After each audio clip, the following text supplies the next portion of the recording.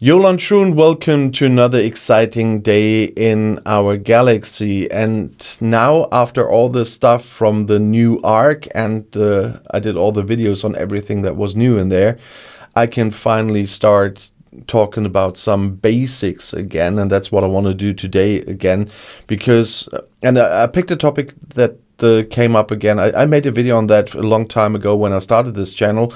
But there are a lot of questions coming in where people mix stuff up. And so I want to do a video on this topic again. And that's the rules of engagement, or the ROE. Because I sometimes get messages, does Scopely allow that I do this and that? And the whole thing in this game is Scopely kind of allows you everything. From Scopely's point of view, this game is PvP, PvE, whatever, and you can do whatever you want.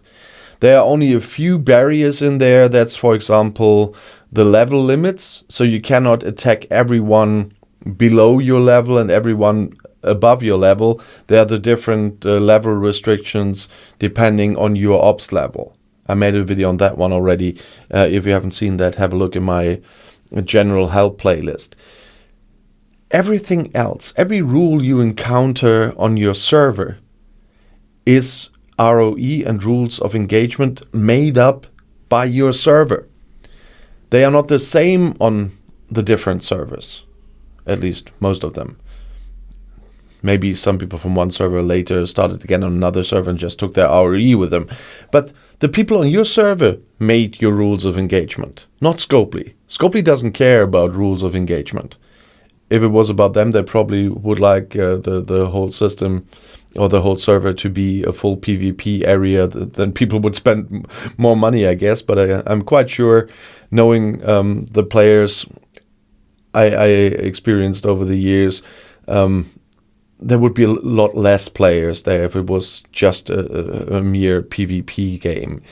Nevertheless, that's why it made sense that the servers put up some rules for themselves to make this game playable in the end. Because on the default settings of the game with the rules, for example, or at least from my point of view, would make the game, for me personally, unplayable. Would be fun for a few whales that spend tens of thousands of dollars on that game, but everybody else would have no fun here at all. And so these rules are a necessity. And the people on a server set up the rules themselves. Usually it happens when a server is new. There are a few experienced ones that are hopping on that server, and then they just put some rules on some Discord they set up and start the whole thing. And the rest will have to cope with that, and you can later then get into the discussions of changing them. But the core of these rules are quite useful. One of the rules has to do with what you see, and that's a rule I usually see on every server. And I want to repeat that, although I talked about this in the video more than a year ago. And that's the rule on miners. You see that one of my miners is on one of our isogen nodes, and it has 1 million 3-star isogen, but is not in trouble because of ROE, because it's under protected cargo.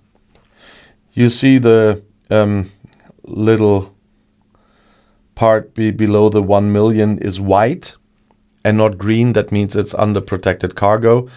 And so, according to the rules of engagement of our server, no one is allowed to destroy this ship. This is, I said no one, because this is in our territory. If that would be in an open system, there's another rule that often applies, and that's the zero node rule. Although my ship would be under the protected cargo, my ship could be destroyed, so somebody else could use the node, because I emptied the node at 0, as you can see here. And then usually on a server it's allowed after a warning and waiting a certain time, and that differs on the servers. Sometimes it's 1 minute, sometimes it's up to 5 minutes. That differs, but then you would be allowed to destroy the ship and use the mine yourself. Some people use that as an excuse just to kill people, but nevertheless, that is the rule that the most use. If it were green, so it would be OPC, overprotected cargo, everybody could shoot that ship. In our territory, you cannot use the zero node rule because nobody but my alliance can use that. That would be really a lame excuse and not be valid. So those are this is the most common rule, or the two most common rules spread over all the servers. But there are usually some additional rules. Some have, or many have token spaces protected, starting with the Borg systems close to the Romulan border, where everyone starts with the Borg, these token systems here, because they have a cost to travel there. They are usually protected that you're not allowed to kill anyone inside a token system because they have to pay for it. Or the fact that some are protecting the swarm systems. So when there are swarm events, so not others kill your your Franklin, because there are too many people in that and they want to just clear the system to have the enemies for themselves. That's a rule that I've seen often before as well. And I've been on a number of servers in my time in playing this game. Or there sometimes are rules in the Delta Quadrant, the anomalies for the Voyager. The Voyager is the only ship that really can properly mine here in those systems and mine the anomalies. Every other miner would be completely nuts there, and especially the rare anomalies are quite rare, and if somebody would sit on one of them for days, that would destroy the gameplay for everybody else. So on a lot of servers there's the rule that only the Voyager as a miner in the system is protected. Everybody else can be shot if on a node.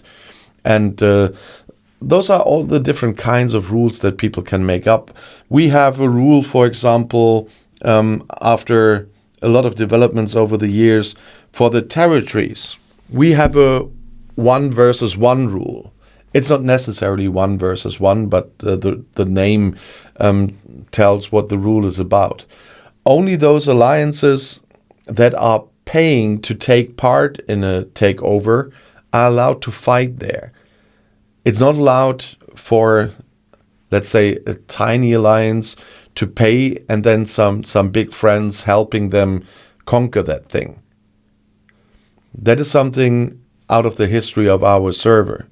That might be very different on different servers right now, but that came from our history and kind of two big factions forming up. So in the end, there was no one really in peace during territory times and just competing for it, which is quite a nice thing, because I was the admiral of the Cardassian Union for a long time.